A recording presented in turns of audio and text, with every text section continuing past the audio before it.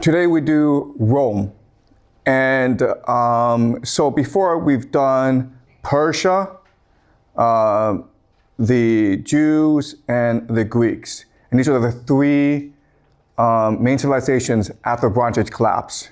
And now we will emerge Rome to eclipse all three and build a world empire, okay? And what I will argue to you today is that Rome is the great anti-civilization, or you can call it just the evil empire, okay? All right.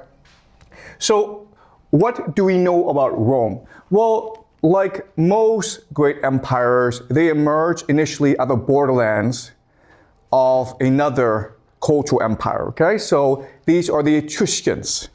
And the Etruscans are very similar to the Mycenaean Greeks.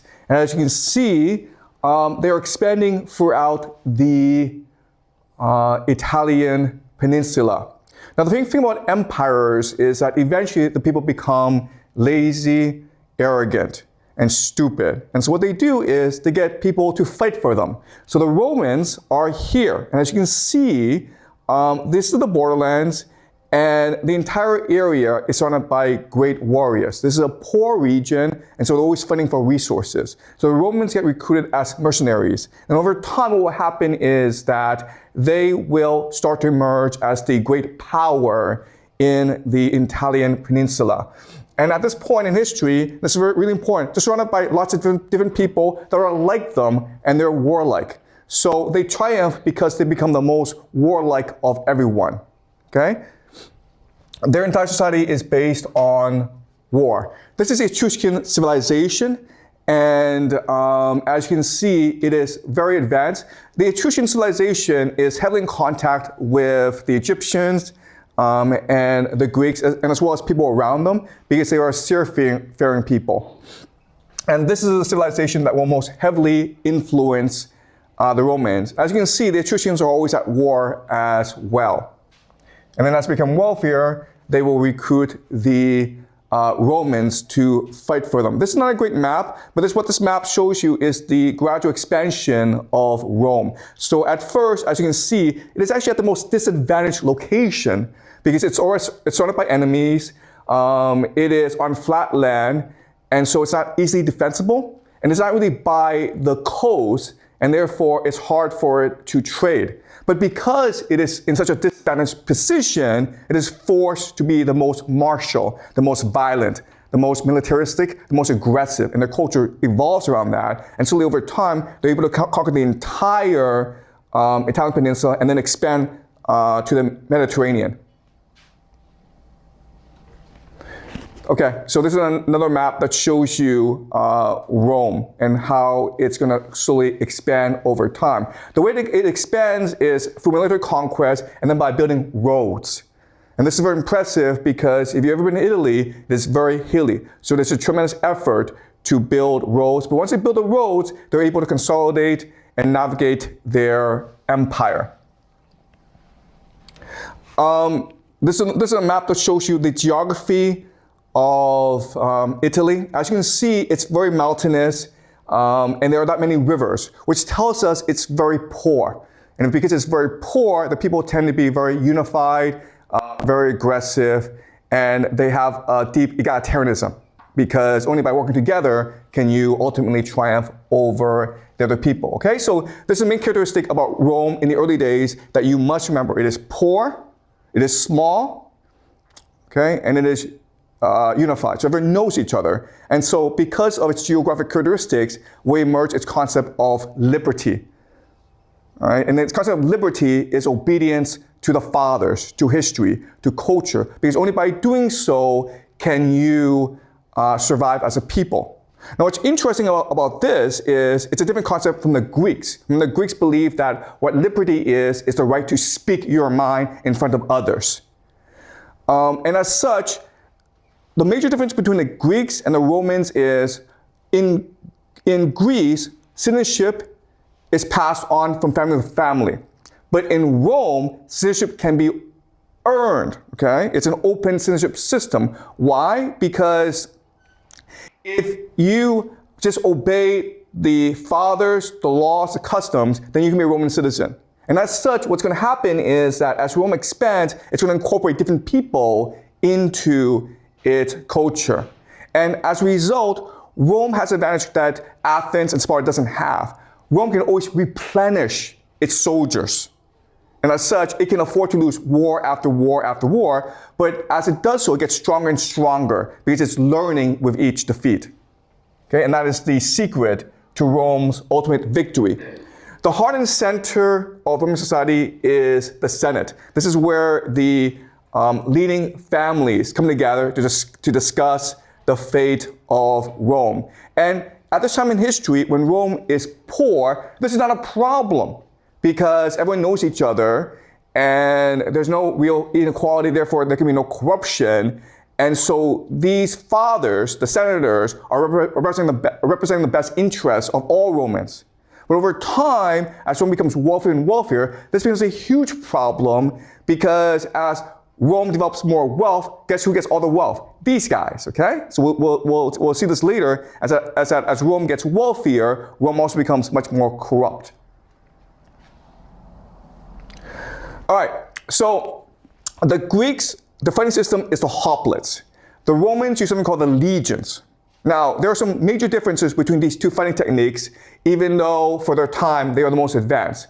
As you can see, the Greek hoplites are heavily armored, okay? And as such, each hoplite needs to buy his own armor, which means that hoplites tend to be small landowners, okay? They have a bit of wealth. The legionnaires can be poor because it doesn't actually require that much armor to be a legionnaire. Okay, that's the first thing. Second thing is that it actually takes a lot of training to be a hoplite. You basically have to spend years and years honing your skills because you fight in formation. The legionnaire, you don't need that much training, okay? You can actually go straight into battle. And the third major difference is that, as you can see, the hoplites, they are using heavy armor, shields, and helmets. The legionnaires are much lighter. And the reason why is the legionnaires were developed to fight in a mountainous region. So they need to be able to climb, to hike up mountains in formation, whereas the Greeks are fighting more on flat land. Okay? So over time, what will happen is the legionnaires will overwhelm the hoplites. This is a typical Roman peasant. He's spending most of his time farming, and when it's required of him, he goes to war. Okay, he's not a full-time soldier.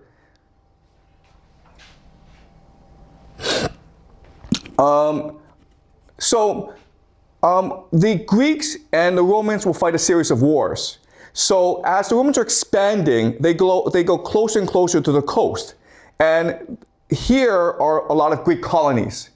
And the Greeks are losing to the Romans, so they call for help from the compatriots across the sea. And a king named Pyrrhus of Epirus, he decides to take advantage of this opportunity to go conquer Italy, okay? So he and his hoplites sail over to Greece, and they are destroying the Romans. Battle after battle, Pyrrhus is defeating the Romans. And then he finally says, you know what? If I win one more battle, I'm going to have no more soldiers, okay? And that shows you the difference between Greek fighting versus Roman fighting. Greek fighting uses specialized forces that can wither over time, whereas the Romans can just keep on replenishing their forces, okay? So the Romans don't actually win that many battles, but they win most of their wars. Okay, now, as the Romans are expanding, they eventually reach the Mediterranean. And so now they start developing a navy in order to trade with other nations like Egypt and Greece. This comes in conflict with the Carthaginians. And at this time, the main power in the Mediterranean are the Carthaginians. Now, and they will fight a war that lasts decades, 100 years. And ultimately, Rome will triumph. And the main reason why that Rome triumphs, and this is really important for you guys to understand, is the main difference between Carthage and Rome is Carthage is rich, Rome is poor, okay? Why? What does this matter? Because if you're rich, what you can do is hire mercenaries to fight the war for you, and that's what Carthage does. But Rome is poor, therefore they must use their own citizens to fight the war, Okay, and so over time, the citizens become much tougher, much more unified. Whereas the Carthaginians, they become more corrupt, they become much more decadent. And because the Romans are more invested in the war, they will fight to the end, whereas the Carthaginians are business people, they're traders, okay? They're very known for their sharp business skills. And so they do a cost-benefit analysis and be like, you know what, this war is gonna cost us more than if we just surrender, okay? So the Carthaginians surrender the first Punic War, they surrender the second Punic War, and the third Punic War, and guess what happens? They're gonna be wiped out by the Romans, okay? So that's what the Roman mentality is. If we fight you, we'll fight you to the death. And if we beat you, we will kill every one of you, okay? That's just the Roman war mentality, and that's why they ultimately triumph in the end. Okay, so this is another map that shows you the conflict between the Carthaginians and the Romans. This is the Second Punic War, okay? So Carthage over here, it's expanded to Spain, and there are lots of silver mines in Spain. Rome right now, it's still pretty small, okay? But again, because the Romans are dedicated towards war, that's the only thing they know, that's the only thing they're good at, okay? They will eventually triumph over the Carthaginians. We actually don't know that much about the history of Rome, okay? But the most famous episode during the Second Punic War is when a Carthaginian general named Hannibal Barca, okay, he's in Spain and he decides he's going to go destroy Rome. The way he does it is by crossing the Alps, okay? So these are Alp mountains, and for the longest time, the Romans thought that this was a natural barrier. And what Hannibal Barca will do is he will cross the Alps with his war elephants and his army, land in Italy, and start attacking Rome. And in 3 decisive battles, Hannibal will destroy the entire Roman army, okay? He will wipe out the entire Roman army. And at this point in history, Rome needs to surrender. Okay, so Hannibal sends an envoy to the Senate and tells them, I've destroyed every single one of your soldiers, you have no more army. Therefore, I am willing to talk peace terms. And the Senate is like, screw you, come get us. Okay? And this marks a turning point in Roman history. So let's look over some of the major events. This is Hannibal crossing the Alps, okay? One of the most famous military feats in human history. This is the Battle of Trebia, one of the first major battles, where even though Hannibal is undermanned and he's in enemy territory, what he will do is he will use a series of brilliant military maneuvers to ambush his enemies. Okay, so these are the Romans. As you can see, what's going to happen is the Carthaginians, their horsemen, lies in the marsh, and then they will sneak up and destroy the Romans from the rear, okay? That's the first major battle. This is the Battle of Lake Trasimene, and the same thing basically happens where the Romans are crossing, then Hannibal ambushes them from the hills, okay? The second major battle. And this is the most famous battle. This is a battle called the Battle of Cannae. Okay, and this is what we call a double involvement strategy, where what will happen is that the two armies meet, and then Hannibal will send his cavalry on the wings. And then they will envelop the Roman army, and then they will slaughter everyone, okay? So Romans lose between 50,000 to 100,000 men. Their entire army is wiped out because of this battle, okay? So this is the first phase. Second phase is when the cavalry starts to flank the Romans. And in the third phase, the soldiers come in from behind and trap the Romans and kill everyone, okay? So this is the most famous battle in military history. Now there's a problem with this battle, which is this has never happened before in human history. Remember before we discussed the idea that in China, one of the most common military strategies is behind the river strategy, okay? So you force your men to go to a river, and now the enemy is approaching them, and they have no choice but to fight to the end, because otherwise they'll drown, okay? If you can see this situation, it's very similar. The Romans are in a very similar situation where they're being surrounded by enemies on all sides, right? So at this time, what should happen theoretically is they become energized, and the entire Roman army goes and fights the Carthaginians and defeats the Carthaginians. Okay, we have examples of that. We don't have an example of, in fact, an entire army in ancient times being surrounded and being slaughtered by the enemy. This is a very strange battle. In fact, if you ask ChatGPT which battles have used double envelopment strategy, basically you have the Battle of Cannae, okay, we have that, but the next one is 1940 in World War II. Now, the difference, of course, is that by the time you hit the 1940s, you have machine guns, you have tanks. So if you start an enemy, you can destroy your enemy, but not in ancient times, okay? In fact, the closest parallel that we have is the Battle of Marathon. But some historians suggest, okay, so even historians disagree whether or not the Battle of Marathon was actually a double envelopment strategy. This makes no sense. This battle strategy makes no sense from a military perspective. Also, we can't find the damn place.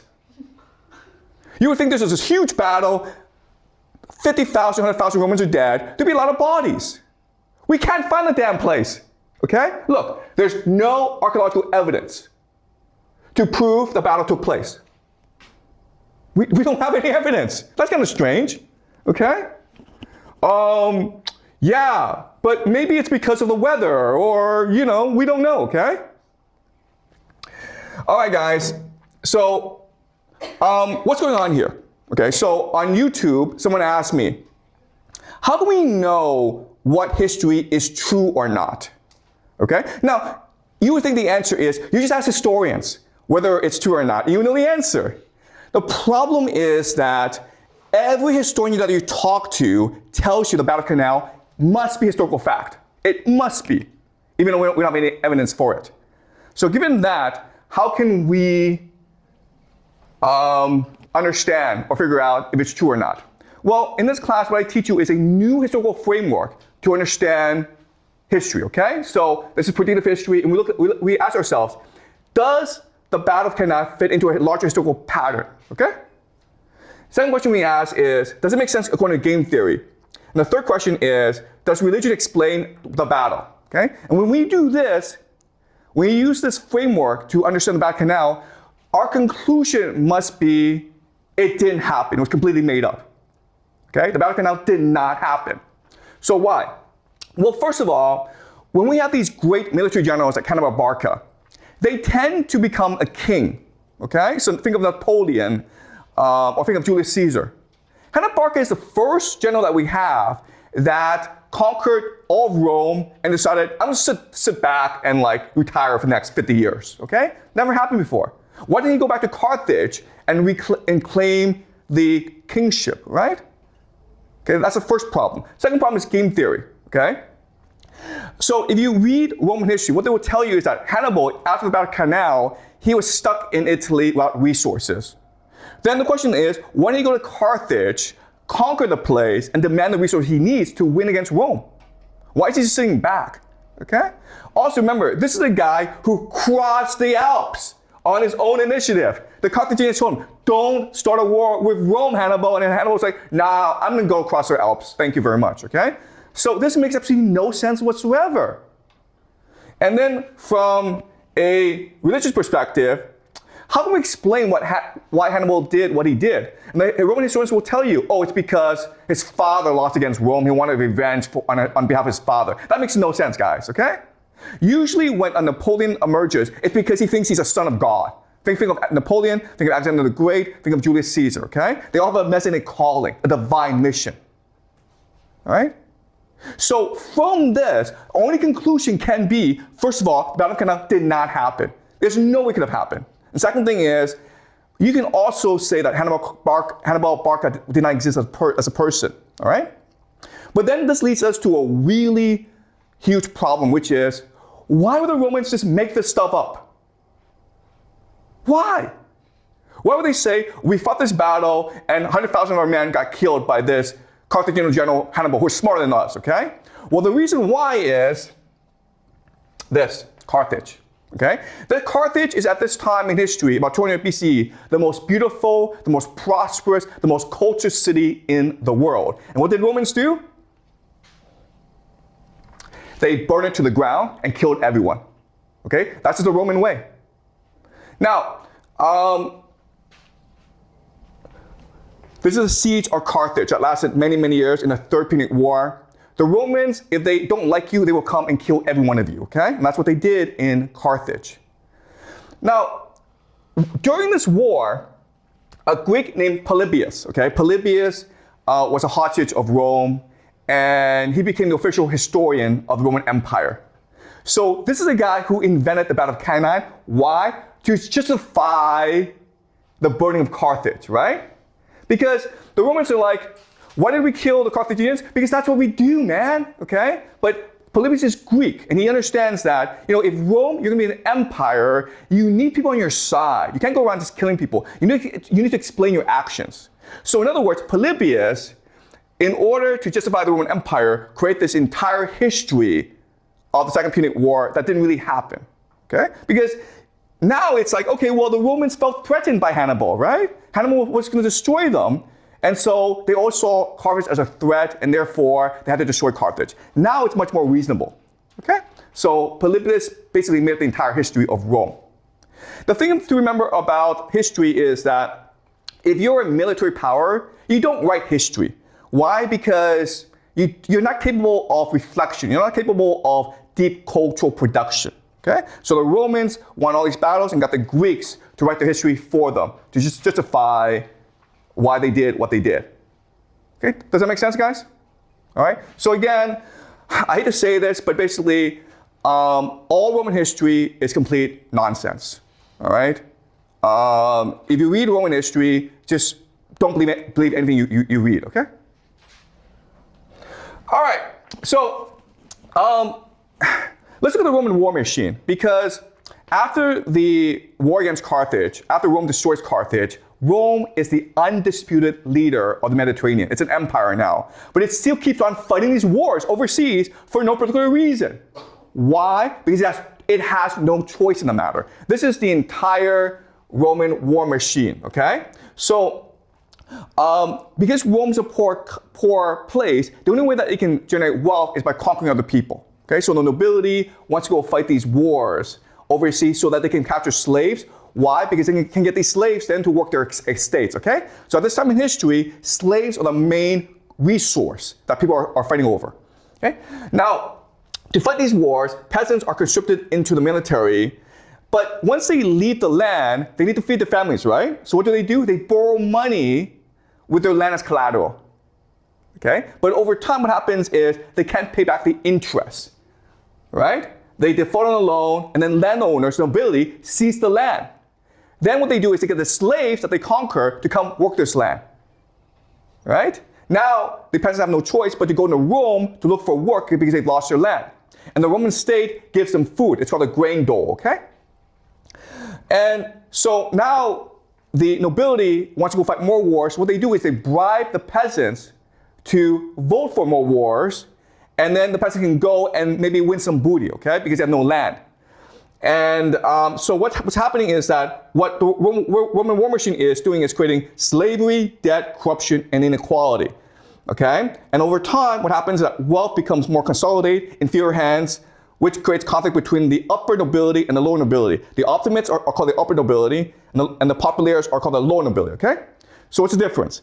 Optimates just means the best of the best, okay? Why do I have so much money? Because I'm better than you are. In fact, my entire family is better than you are. Populares is where we get the word populist from. So this is lower nobility, people like Julius Caesar, who take advantage of the discontent in order to launch their political careers. And what they do is they promise the peasants, the people, more opportunities, okay? To take the wealth of the rich and give it more to the poor. Okay, so this is a conflict that will arise in Rome after the end of Carthage. And this will last for centuries until the very end of the Roman Empire. Okay? In other words, the Roman war machine doesn't know how to stop. Even when it becomes an empire, all this aggressive military energy then translates into civil war. Okay? So the Romans aren't killing other people, they're killing each other. All right, this is a question from a YouTube viewer, and Alera Ford asks, why are wars good at maintaining equilibrium? okay? Why is it that wars help reduce a problem of elite overproduction? Okay, and the reason why is, and I know it's hard for you guys to understand this, but wars are beneficial. All right, so let's go over the benefits of war. Well, first of all, you create social cohesion, right? You're fighting against another person, you have to stand together. So it creates a dialectic, a hatred of the other, which gives meaning and purpose to life, okay? It creates social mobility. If you're poor, you go fight a war, you get lucky, you can become pretty wealthy. Wealth destruction and generation, okay? So you're destroying wealth, which allows for more opportunities. Survival of the fittest, so population control. So basically, the strong survive in war, the weak die off. High fertility rate, because so many people are dying, mothers are forced to have more and more children, okay? They don't have a choice in the matter. Innovate, release of social tension, so if people don't like each other, they go fight a war together and now they're best friends. Innovation, creativity, entertainment for nobility, okay? Competition. War is often just, the nobility just enjoys wars because it's like playing a chess game, okay? They're not the ones dying. Worst case scenario, they become hostages, right? All right, so again, what happens is that after Carthage is destroyed, the Romans turn against each other. Okay, the first one that happens is something called the social wars. Basically, it's the Roman allies who were told to fight a war and in return they were granted citizenship. They were not granted citizenship, so they rebelled against the Roman state, and this led to civil war. Okay, but the problem is you're not fighting the Roman army, so you're not going to win. So eventually, the Roman state had to give in and give citizenship to these people, okay? This is one of the most radical turning points in Roman history. So right now there's massive inequality in Rome. The nobility have all the land and they have slaves to work the land. The peasants are having problems feeding themselves in the cities, okay? So now what do? So this man is named Tiberius Gracchus and he's a reformer and he says basically, hey guys, here's what we're gonna do. The rich have all this land. We're not going to touch that because we have to respect private property. But there's all this public land that's not being used. It belongs to the Roman state. We have all these poor people that want to work the land, but they have no land. So what we'll do is this. We'll take public land that no one's touching, okay? No one's using this stuff. Give it to the people to work to generate more wealth for our society. We have more tax revenue. The people are happier. And yeah, and no one gets hurt. Okay? Perfect solution, right? Because he proposed a solution, the nobility, the ultimates, beat him to death, okay? Not only did they beat him to death, they beat his brother to death as well. Okay? Why do they do this? Because nobility is, how dare you steal our public land from us? Okay? So nobility was like, this public land belongs to us, man. Because we are the state. Screw the people. Okay. All right, so of course, this leads to the rise of dictators. So there have been different dictators who've come to power, and they've tried to solve this social conflict within Rome. The first is Marius, who promised reform, but really didn't deliver. Then you have Sulla, okay? And Sulla's solution was really simple. Let's just kill all the reformers. Pretty simple, guys, okay? Our problem isn't the inequality. The problem is you got too many people who proposed reform. So he just killed all reformers, okay? And then after he killed all reformers, he retired. One of these reformers who got away was Julius Caesar, okay? So Julius Caesar, because his family was very wealthy, was able to escape Sulla. But he's a very ambitious man. So now he's gonna build his political career based on the discontent of the people. And what he's gonna do is that he's going to bribe his way into office so that he can get a generalship to go invade Gaul. Okay? So he goes to Gaul, which is in modern-day France. He spends many years there. What's he doing there? Okay. Well, if you look at official Roman history, what he's doing there is he's trying to pacify the people of Gaul. Okay? So he has these series of military campaigns in Gaul, and it culminates in so he's leading his soldiers into war in Gaul. When it culminates in something called the Battle of Alesia, which is one of the most famous battles in history. Basically what's happened is that this is the very last battle of Caesar's Gallic campaign. What he's done is he's surrounded a village where his enemies are, okay? But his enemies send word to all the Gallic tribes to come and converge against the Romans. So what the Romans do is they build fortifications to block out the invaders, okay? So they're fighting wars on both fronts. They're fighting in the inside against the enemies trapped here. They're also fighting against the enemies coming from outside as well. And Alesia is one of the greatest battles in human history. And again, we have reason to think that this didn't happen, okay? So what was Caesar doing in Gaul, and why was he starting all these wars? The answer is really simple, okay? There are three reasons. The first is, remember, slaves are the most valuable commodity at this time. So what he's doing is he's basically capturing slaves.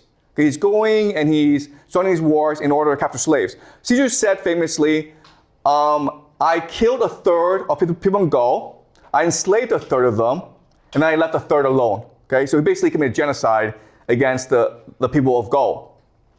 And what's important to understand is he probably exaggerated. He probably didn't kill a third. Why? Because if he captures slaves, a lot of this money has to go to the Roman state. But if he pretends to kill the Gauls, but actually enslaves them, then all the money goes to him, okay? So by enslaving people, he became filthy rich. In fact, he became the wealthiest man in Rome. And he used his money to bribe his friends into office, okay? So he became also the most politically powerful individual in Rome. That's the reason number one why he went to Gaul. Second is that Caesar was trying to build a loyal army, a private army that was loyal to him. And so just because he was able to give money to these soldiers not only were loyal to him, but they also developed a lot of fun experience while in Gaul, right? So now Caesar has the world's most powerful army. The third reason why he went to Gaul, and this is the most important, is to create a myth of himself as a great conqueror. All these great politicians understand people don't really understand the difference between reality and fantasy. In fact, they don't care about the difference, okay? People will believe what they want to believe. So what Caesar was doing was he was going to Gaul, and then he was getting people to go back to Rome and announce all his victories, okay? We have reason to believe that a lot of these victories were made up. But it gave the impression among the Romans that Caesar was this great conqueror, okay? So think of this guy, right? What's he doing? He's trying to create an image of himself as energetic, dynamic, virile, right? Right? Does that make sense? Oh, and a better example, of course, is this guy, okay? All right, Donald Trump. He spent a lot of years in the World Wrestling Federation trying to portray himself as macho, as energetic, as strong, right? And then for over 10 years, he had the most popular television show on TV called The Apprentice, where he pretended to be this savvy genius of a business person, right? The Apprentice. And this is what really launched his political career, all right? So this is all these great politicians understand. If you really want to have a great political career, you have to create a myth of yourself as an entrepreneurial military genius. Okay, so after Gaul, the Roman Senate basically gets really annoyed at Caesar because they understand what he's trying to do. He's trying to become king of Rome. So they basically try to impeach him, okay? They want to put him on trial. So Caesar basically rebels against them, and this starts a civil war. And what's going to happen is that Caesar is going to go conquer the entire Roman Empire. Now, it's one man and his army against the entire empire, so he should have lost.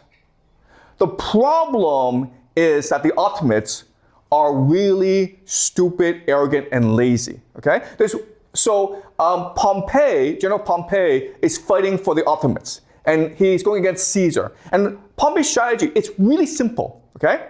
Caesar has control over Italy. There's a problem though. Italy is poor. It does not produce enough food. So all we have to do is lay siege to Italy, and the people will starve, war is over. That's all we have to do, right? We don't have to fight Caesar. Just lay siege to Italy.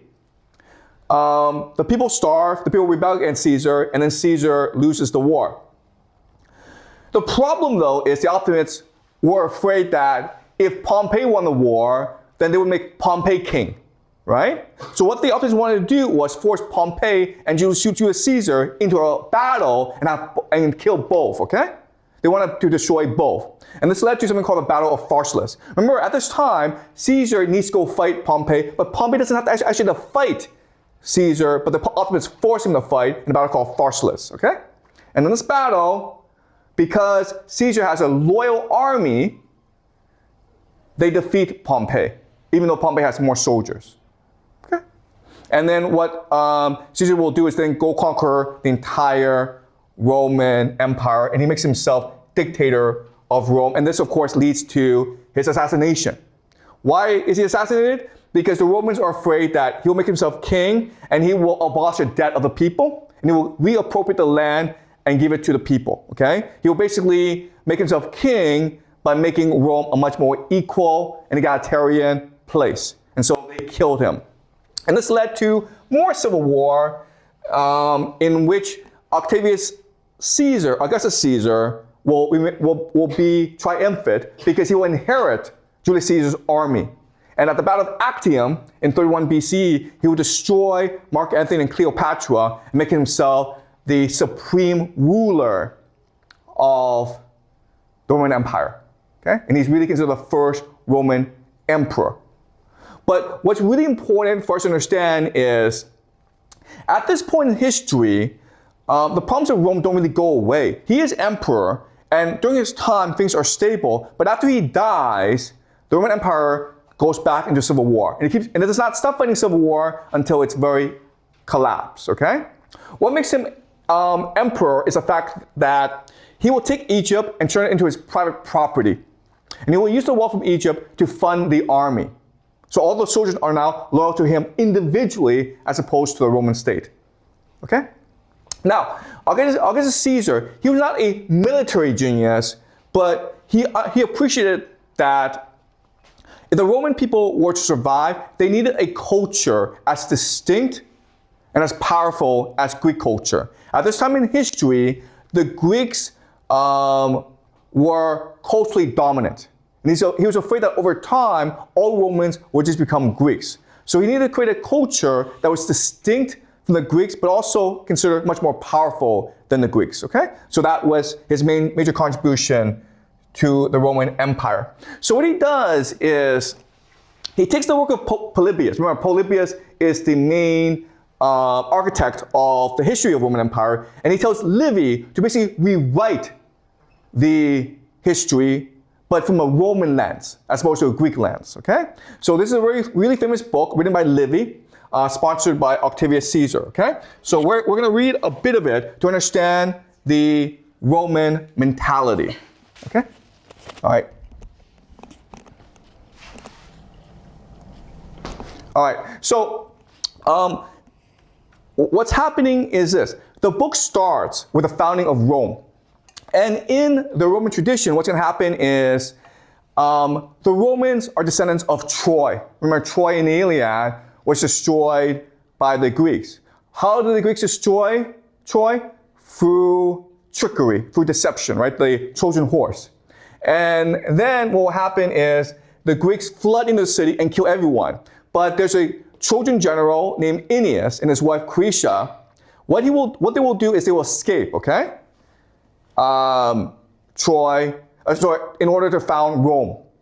Now, Lucretia is the wife, and what she will do is, as they're leaving Troy, she will kill herself in order to allow Aeneid to escape fully. Okay? So in the Roman tradition, all that matters is the father. Okay? So you can see the father can't walk, so Aeneid has to shoulder him to the ship, and women don't matter at all. Okay? That's the Roman tradition. All right, so what happens next is Rome is founded by twins, Romulus and Remus. And they will fight for the kingship of Rome, okay? So can you read the story of Romulus and Remus? Remus is said to have been the first to receive an omen. 6 vultures appeared to him. The augury had just been announced to Romulus when double the number appeared to him. Each was saluted as king by his own party.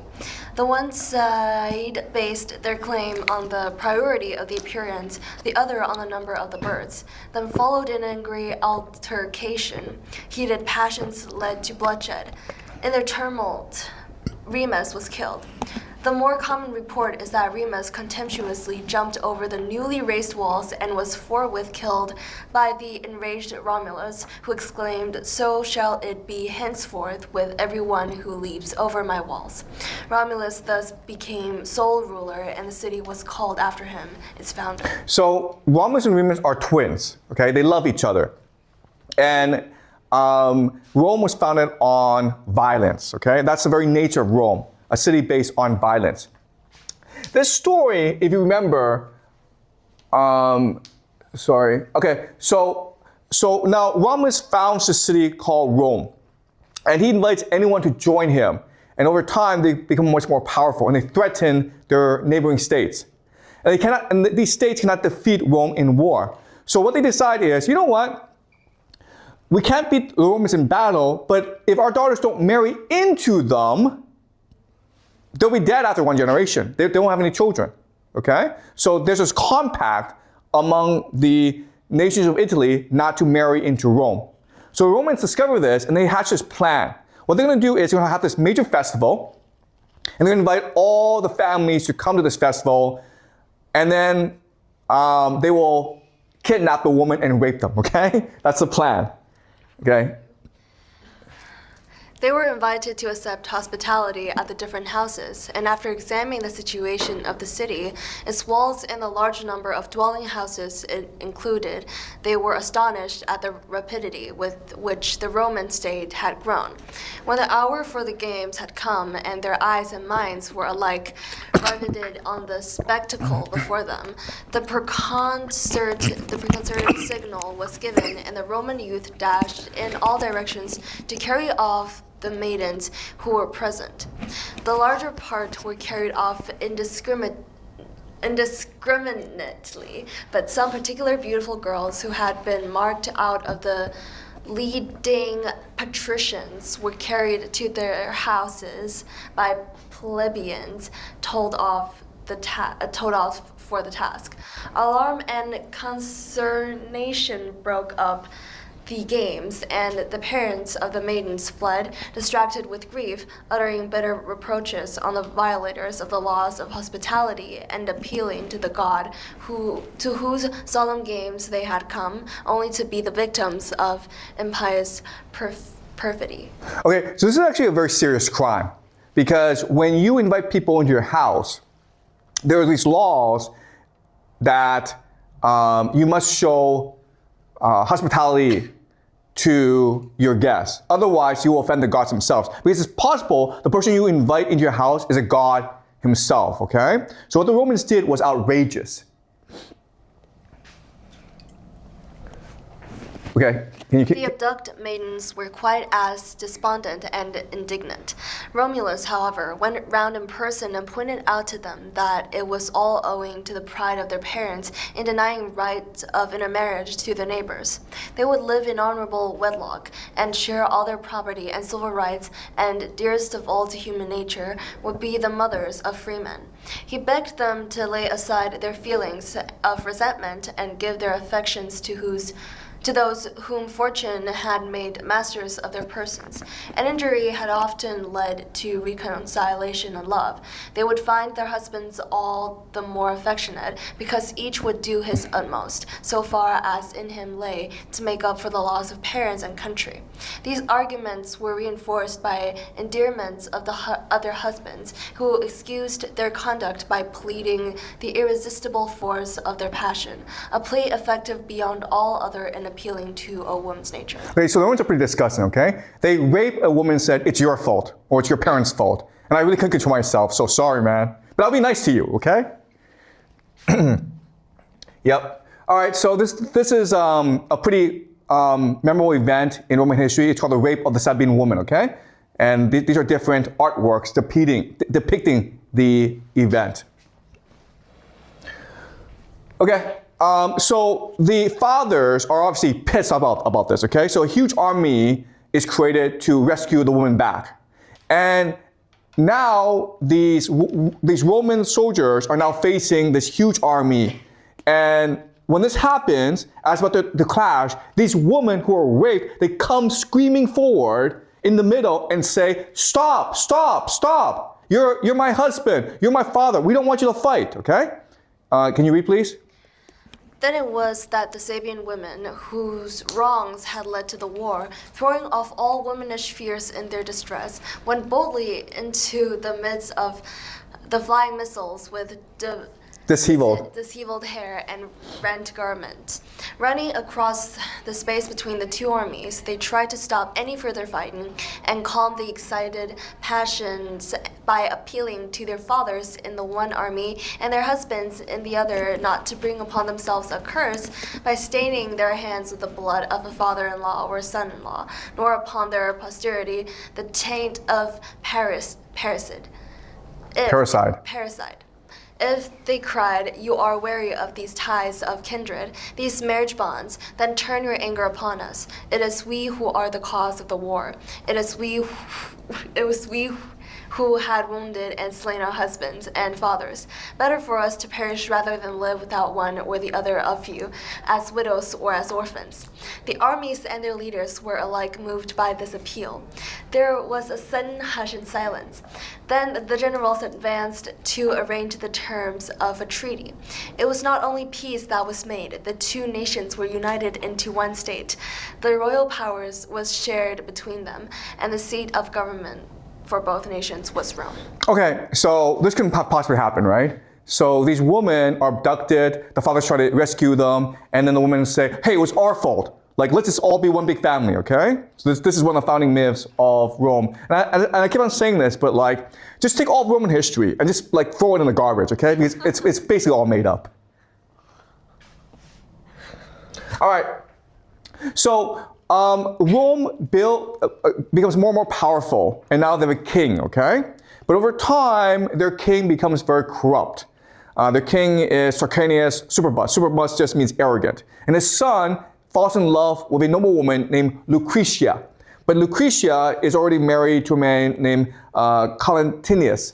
And so the prince decides to go, rape her, okay? And yeah. Okay.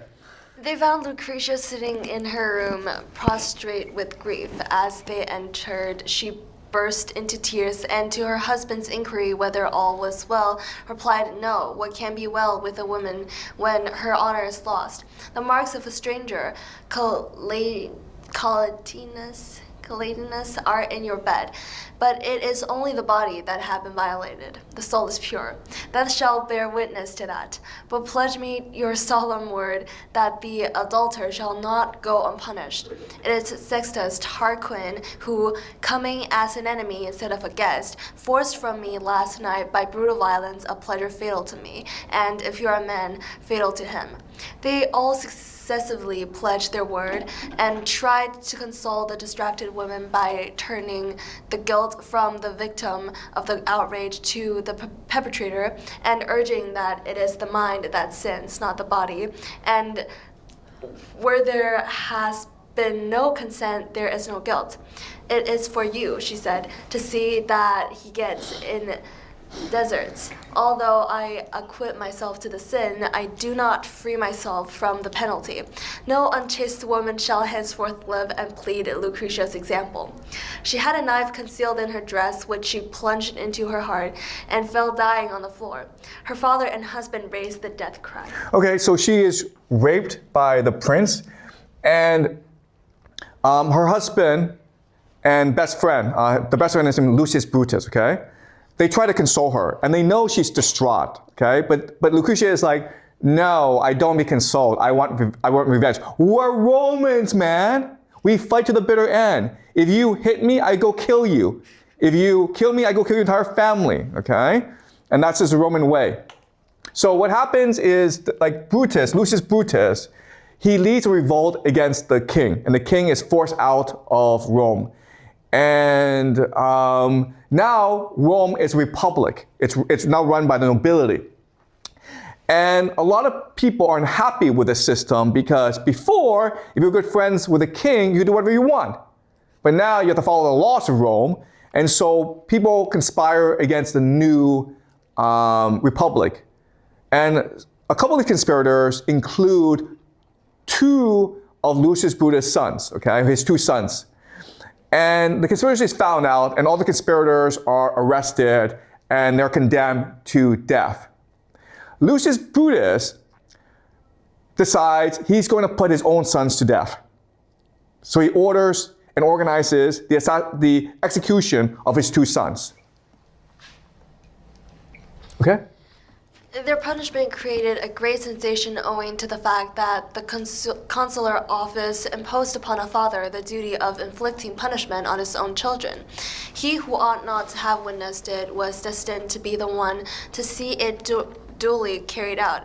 Youths belonging to the noblest families were standing tied to the post, but all eyes were turned to the consul's children.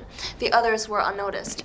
Men did not grieve more for their punishment than for their crime, which had incurred it, that they should have conceived the idea in that year above all, of betraying to one who had been a ruthless tyrant and was now an exile and an enemy, a newly liberated country, their father who had liberated it, the consulship which had originated in the Junian house, the Senate, the plebs, all the Rome possessed of human or divine. The consuls took their seats, the lictors were told off to inflict the penalty. They scourged their bare backs with rods and then beheaded them. During the whole time, the father's countenance betrayed his feelings, but the father's stern resolution was still more apparent as he superintended the public execution. So you're a father, right? And these are your two sons. You love your two sons more than anything else in the world. You are forced by the law to execute your two sons, okay? Now, most fathers would be like, you know what? I'm going to call in sick. I'm going to go home and sleep until my sons are dead. Lucius Brutus is like, no, I'm going to actually watch my two sons get killed. Not only that, but I'm going to organize their execution, okay? And we can imagine, okay, this is Lucius Brutus, and he has to watch as his sons are being beheaded right before him. And he's the one ordering their execution. As you can see, people are disgusted. They have to look away. And people are looking at his expression. And you can see the emotional turmoil in his face, right? There's hatred, there's disgust, there's contempt, there's guilt. He hates himself, right? He hates his son, but he hates himself even more. There's all this crazy energy, hateful energy that's being unleashed. The Roman way is to take all this energy and turn it against your enemy, okay? That's a secret of the Roman military. To create a society so hateful, so angry, so vicious, that people have all this demonic energy in them that they can now use against your enemy, okay? So let's see what happens. What's going to happen now is the king decides to attack Rome because his conspiracy has failed, right? What Lucius Brutus is going to do is ride out and meet the army head on, okay? Can you read, please? So 2 armies from these cities followed Tarquin to recover his crown and chastise the Romans.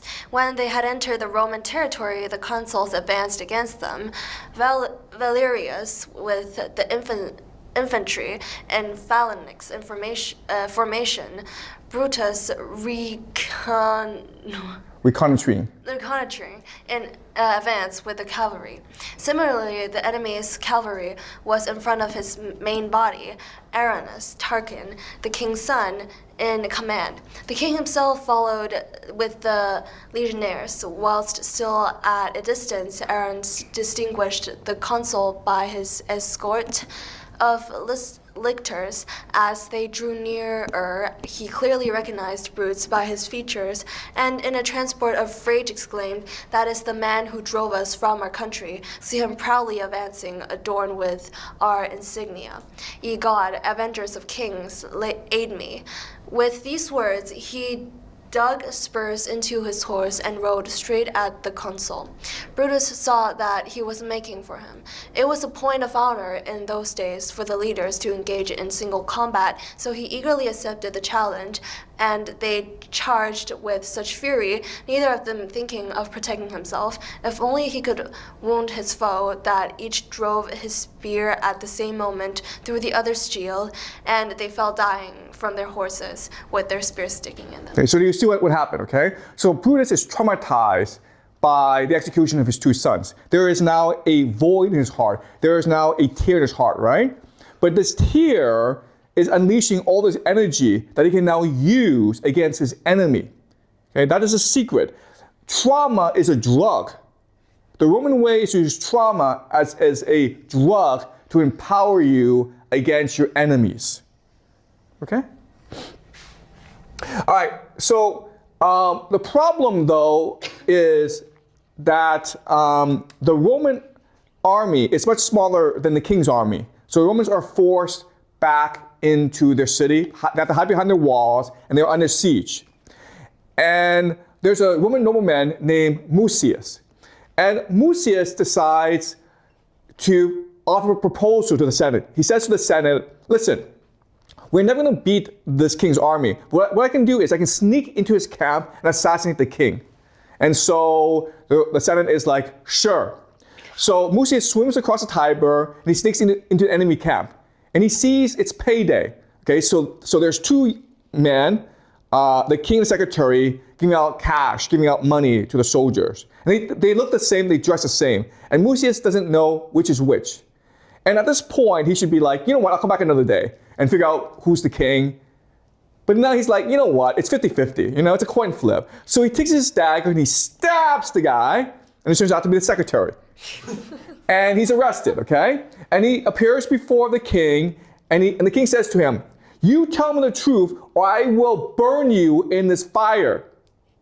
And then Mucius says, okay, the truth is this. I am one of hundreds of young Roman men who have sworn to come and kill you. One of us will succeed. I failed today, but tomorrow someone else will come. And if he fails, someone else will come as well. And then the king says, are you telling the truth? If you are not telling the truth, I will burn you alive. And then Mucius is, you know what? He takes his hand, and he puts it in the fire. And his hand is being burned, okay? He's just like, ha ha ha, ha ha ha, hoo. The king is freaked out. He's like, you Romans are the craziest bastards. You guys are demonic. I'm out of here, okay? Then the war is over. All right, can you read, please? Here alone, and helpless in the utmost peril, he was still able to inspire more fear than he felt. I am a citizen of Rome, he said. Men call me Mucius. As an enemy, I wish to kill an enemy, and I have as much courage to meet death as I had to inflict it. It is the Roman nature to act bravely and to suffer bravely.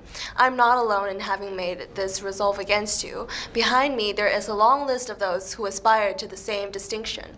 If then it is your pleasure, make up your mind for a struggle in which you will every hour have to fight for your life and find an armed foe on the threshold of your royal tent.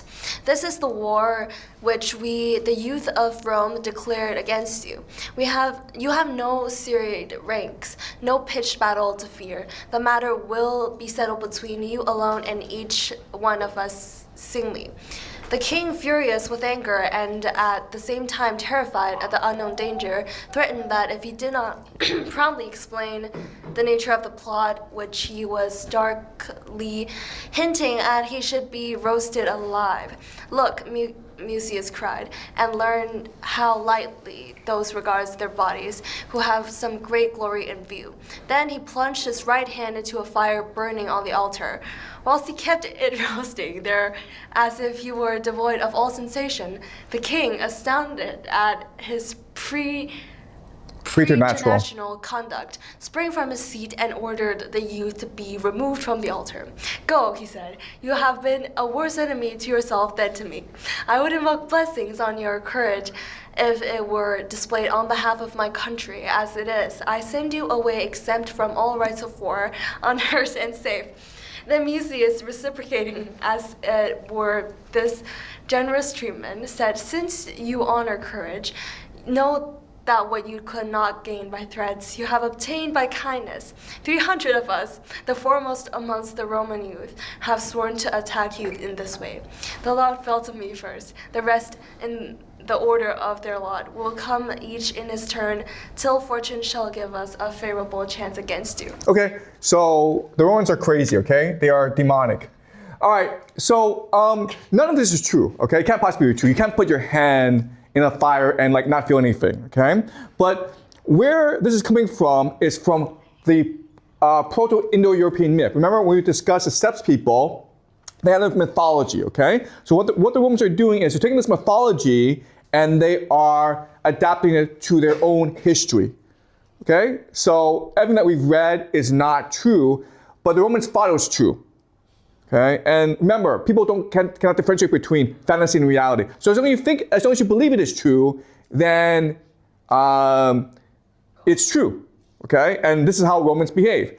So so the story of Lucius Brutus kicking out the Tarquins is the story of the third man stealing the cattle. Okay, so basically stealing a throne from Tarquin. And the story of the man sacrificing his twin is the story of Romulus and Remus, okay? All right. All right, so now we get to the most famous of all Roman epics called the Aeneid. And so at this time again, Augustus Caesar has a problem in that everyone acknowledges the Greek culture to be superior. Why? Because of Homer, okay? Because of the Iliad. Remember, we read the Iliad, and we remember how the Iliad ends with an act of love and forgiveness and compassion, right? Achilles feels guilt for what he's done, for killing Patroclus. He takes out this rage on Hector, right? Which is a Roman way. And then Priam comes and forgives Achilles by kissing his hand, and this allows Achilles to escape his guilt, and they forgive each other. And in the face of Priam, Achilles sees his father. In the face of Achilles, Priam sees Hector. And so they hug and they weep together, okay? And this idea of love as a unifying force in the universe becomes the basis of Greek culture and of Greek civilization. The Romans don't like this. For them, if you're a culture based on hate, love is the greatest enemy, okay? So what is going to happen is Augustus Caesar is going to ask a poet named Virgil to rewrite this story in a way that puts hate at the center of the universe and not love, okay? All right. All right, so this is the Aeneid by Virgil, considered one of the greatest books in human history. It is a complete piece of crap, okay? It's propaganda. All right, when you read it, you'll see how terrible it is. And basically, Virgil, who was the most famous poet in the Roman Empire at this time, he's being ordered by Augustus Caesar to write the Aeneid.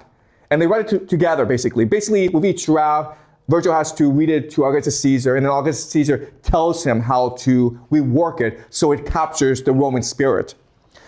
When Virgil was about to die, he asked for the book to be burned, okay? Because he, as a poet, understands that if you are using the gift of God, poetry is the gift of God, to promote hatred, then you're gonna burn in hell, man, okay? So he asked for this book to be burned, but Augustus Caesar, no, I like it the way it is, okay? So this is a rewriting of the Iliad. Now what's gonna happen is this. The Greeks have broken into Troy, and they're killing everyone, okay? And the son of Achilles, named Pyrrhus, is killing the sons of Priam. And Priam faces Pyrrhus and he tells Pyrrhus, "You're the son of Achilles. Achilles was a noble person. Have you no mercy?" And then Pyrrhus is like, "No." And then he kills Priam, okay? All right, so can you read, please?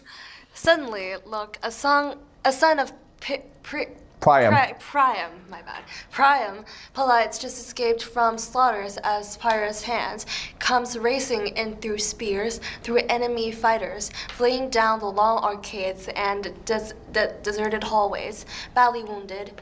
Pyrrhus hot on his heels, a weapon poised for the kill, about to seize him, about to run him through and pressing home as Hoplites reaches his parents and collapses, vomiting out his lifeblood before their eyes. Okay, so this is very similar to the death of Hector, right? So remember, Achilles kills Hector and Priam witnesses it, right?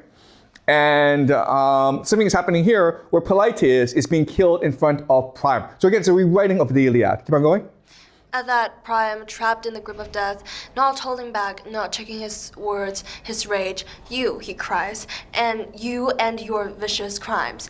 If any power on high recoils at such an outrage, let the gods repay you for all your reckless work. Grant you the thanks, the rich reward you've earned. You've made me see my son's death with my own eyes. Defiled a father's sight with a son's lifeblood. You say you're Achilles' son? You lie. Achilles never treated his enemy Priam so. No, he honored as suppliant's right. He blushed to betray my trust. He restored my Hector's bloodless corpse for burial, sent me safely home to the land I rule." Okay, so this is the end of the Iliad, okay? So he's reminding everyone the Iliad is a story about love, forgiveness, compassion. Okay? Keep on reading. With that and with all his might, the old man fling his spear, but too impotent how to pierce. It merely grazed Fire's brazen shield that blocks its way and clings there, dangling limp from the boss, all for nothing. Fire shouts back, "Well then, down you go, a messenger to my father. Peleus' son. Tell him about my vicious work, how Neoptolemus degrades his father's name, don't you forget. Now die." That said, he dragged the old man straight to the altar, quaking, slithering on through slicks of his son's blood, and twisting Priam's hair in his left hand, his right hand sweeping forth his sword, a flash of steel. He buries it hill deep in the king's flank. Such was the fate of Priam, his death, his lot on earth, with Troy blazing before his eyes, her ramparts down. The monarch who once had ruled in all his glory the many land of Asia, Asia's many tribes, a powerful trunk is lying on the shore, the head wrenched from the shoulders, a corpse without a name. Okay, so all Roman school children have to memorize this poetry. And obviously, if you are a Roman school child, and you know that Priam is one of your ancestors, you have a deep hatred of the Greeks, okay? So the entire purpose of the Aeneid is to create hatred of the Greeks in order to create a Roman identity. All right, so again, the Greeks were the greatest civilization we ever had. Why? Because they were a civilization based on reflection, on debate, on openness. This is a modern reenactment of the play, The Trojan Woman, okay? This is a play by Euripides that discusses what happens to the Trojan woman after Troy falls. They become enslaved, the children are killed. And so the Greeks, when they watch this play, they have to watch their own darkness. They have to see for themselves their own heart of darkness. It causes tremendous empathy for their enemies, okay? This is the very idea of civilization. And what do the Romans do? They do this, okay? Gladiators. They watch lions eat people. They watch men kill each other, okay? That's the Roman way. The Greeks want to understand and feel empathy for other people. The Romans just want to kill other people, all right? And in America today, we have a very similar Roman culture as well. This is American football, of course, and it is pretty violent. okay? It is pretty barbaric. All right, the Greeks, for fun, what they really do is they organize dinner parties called symposium.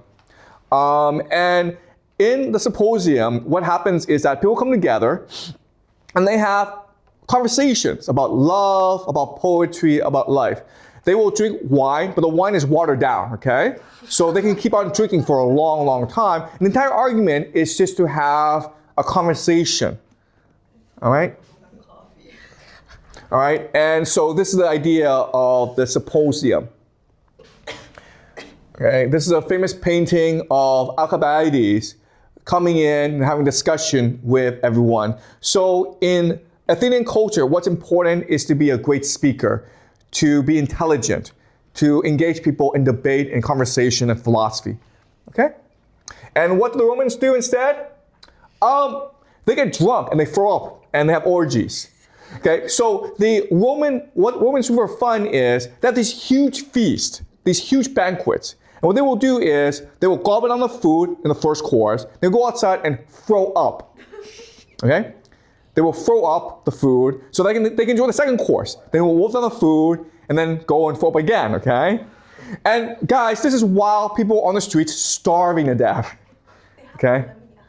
Okay? This is the Roman way, okay? So this is the feast. This is almost a reenactment of the rape of Sabine woman, right? So they take these myths. So the death of Lucretia, Mucius burning his hand, the rape of the Sabine woman, and they use it as entertainment for their societies, okay? So this is really the beginning of secret societies, all right? So what secret societies do is they will take these myths and reenact them out in order to build solidarity and trust and cohesion among the secret members.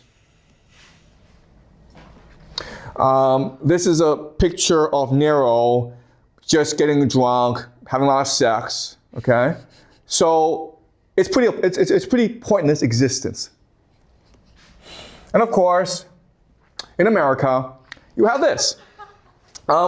I don't understand why is it that people think it's fun to do drugs, get drunk, and then go party all night, okay?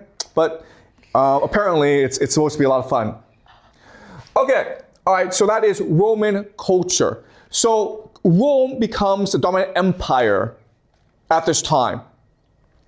And it is an empire based on hatred. And it seems life is hopeless. And so what will happen is the universe will send a messenger to remind people there's still hope because there's God in you. And this person's name is Jesus, right? So we'll discuss Jesus next class, okay? So Jesus is a response to the Roman Empire. So I'll take some quick questions from YouTube and then we'll end the class, okay? All right. So what does it mean to be a great man, okay? So I say that love is the unifying force of the universe, but then you have these great men who come and conquer people. So which is which? Okay, in my understanding of things, prophets are the greatest men, okay? People like Zarathustra, Homer, Jesus. These are the Yahwehs in the Bible. These are the great individuals of human history because they represent the truth, okay? They are messengers of the monad. And then you have people like Julius Caesar, Alexander the Great, and Napoleon, who do a lot of conquering, okay? And they have been identified as great men of history. But I think it's really Homer and Dante and Plato who are the greatest people because they create civilizations based on their ideas. They actually change the course of human history based on their ideas. Whereas people like Napoleon, Julius Caesar, Alexander the Great, they're more like a culmination of the trajectory of human history, okay? If that makes any sense. All right, let's move on. All right, yeah, so Alexander the Great, he loved the Iliad. So what did the Iliad mean to Alexander the Great? Okay, so to understand this idea, think of a play, okay? We all want to put on a play. We all know the script, but we need an actor to play a certain character. And then we're like, you know what, Alexander the Great plays Achilles, okay? So it's expected that Alexander the Great will behave the way of Achilles in the Iliad. How did Achilles behave? Achilles saw himself as a young romantic hero. He was going to die on the beaches of Troy in order to achieve eternal glory, okay? That's why Alexander the Great could not stop fighting the war. In every battle, he was leading the charge because he wanted to die in battle. He wanted to be Achilles. Only by dying in battle could he achieve the fame of Achilles, okay? So he was acting out the play. What's important is that he himself saw himself as the reincarnation of Achilles, and everyone else saw him as also the personification of Achilles as well, okay? So that's how this works. All right. This person asks, why is it that Denmark, Norway, these Scandinavian countries are so different from other countries? Okay, well, first of all, they're small, okay? They're really small countries, millions of people. Everyone knows each other. If you go to Denmark, everyone knows the Prime Minister of Denmark. Maybe she was their neighbor or their friend. If they don't know the Prime Minister, then they know a friend who knows the Prime Minister. So it's a really small place, okay? That builds cohesion. That's number one. Number two is, guys, Denmark, Norway are really cold places. That means that people spend a lot of time indoors together talking and becoming friends, okay? And also because it's so cold, they have to work together. Now, the third factor is, these countries are surrounded by lots of dangerous enemies. Germany, Russia, Sweden, okay? And as such, they learn that it's really important to stick together and to work together. Now, what's interesting is that if you go to a place like Holland, you go and you think it's very egalitarian. But what's really interesting is that it's actually one of the most unequal places on earth because the aristocrats have a lot of money. But the problem is, the difference is, like, the aristocrats understand that if the people are happy, they're more safe, okay? So the aristocrats will actually promote and support the welfare state because of social cohesion, okay? All right. A couple of questions. So we are moving to the age of digital technology, artificial intelligence. Does it mean that empires will change over time? Okay, this is something that I will discuss towards the end of the semester, to the end of this course. And it's a really interesting idea where, okay, you're an empire, you're lazy, arrogant, and stupid, but maybe with artificial intelligence, you have more control over people. And in theory, that's true, okay? Once you have the AI system, you'll be able to control people better. But you have to first build the AI system. And that takes a lot of effort and energy. And if you're in a dying empire like America, you don't have the energy to build this AI system, okay? What you do have is a lot of desire and motivation to create an AI scam, okay? So ChatGPT, it's a scam, guys. It's not really doing anything. But you can actually take this technology and create like a matrix to enslave people psychologically, mentally, okay? And we'll discuss this towards the end of the semester. We call this transhumanism, all right? All right. Okay, so the Athenians and Spartans didn't want to destroy each other, but that led to the rise of Macedonia. How did that happen? The answer is because they didn't care, okay? Do you understand? They're the empire, so they think they're invincible. If an empire believed that a challenge could arise, they would never ever fall, guys. If an empire recognized that it could fall one day, it would never ever fall. It's because of hubris, because it's so arrogant, lazy, and stupid that it falls, okay? So it's impossible for either Athens or Sparta to imagine that Macedonia would one day overtake them. All right, last question is about secret societies. How do secret societies work? All right, so this is something that we'll discuss towards the end of the course, okay? But why is it that secret societies are so powerful? All right, to understand this, let's just do a thought experiment, all right? So imagine this. There's 4 groups of 100 people each, okay? And then there's this huge mountain, the Himalayas. And the task is to get everyone to the top as soon as possible, okay? As quickly as possible. And there are 4 teams, okay? Team 1 is like, you guys can do whatever you want, okay? We don't care.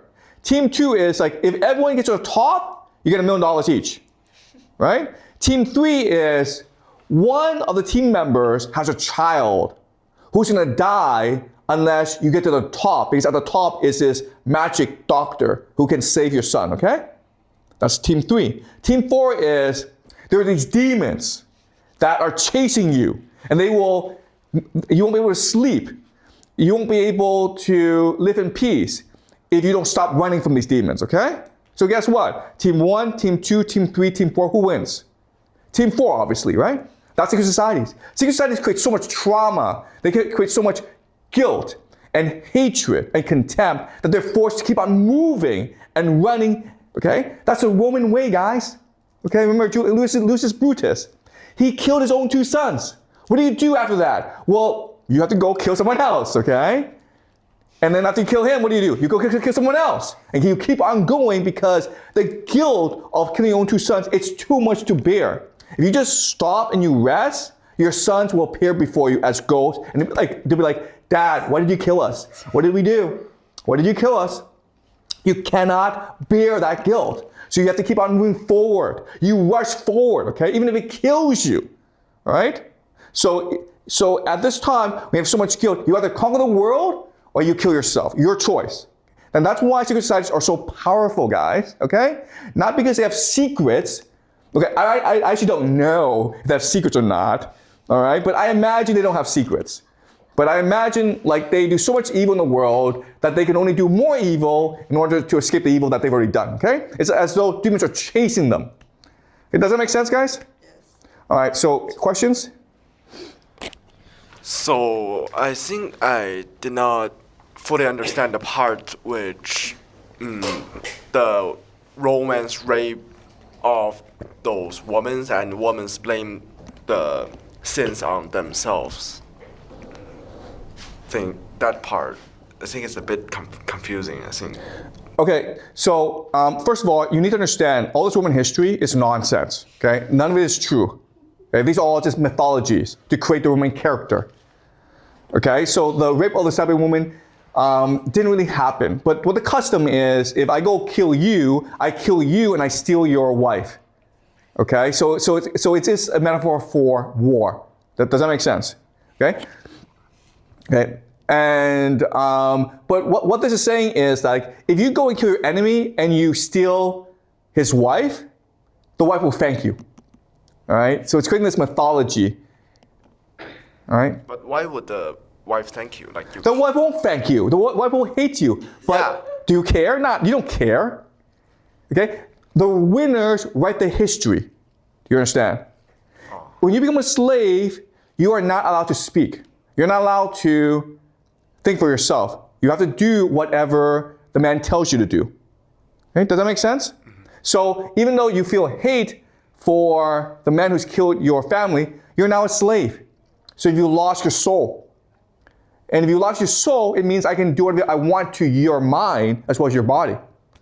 Okay? So this is the Roman way. And guys, it's no different from any empire that emerged after the Romans, okay? The British Empire is the same way. The American Empire is the same way as well. In that if we conquer you, we can now implant anything into your soul because your soul is now ours, okay? So if you go to Germany and you see you talk to Germans, so Germans will tell you, oh, we are the worst people in the world. We're the most evil people in the world. We did the Holocaust. We started World War I. We started World War II. If you give us any opportunity, we'll start wars for no reason, okay? You go to Japan, same thing. Okay, so the winners write the history and the losers have to accept this history. Okay, does that make sense? Any more questions, guys? I remember when you were talking about Julius Caesar, you said the only reason why he survived was because, survived the Holocaust. Not the Holocaust, but people in Rome were being killed, I think, and he was able to survive because his father had a lot of money, had a lot of wealth. But you also mentioned that he was a part of the populace. So how does that add up? Okay, yeah, that's a good question. Okay, so to remind you, okay, the conflict arises between upper nobility and lower nobility.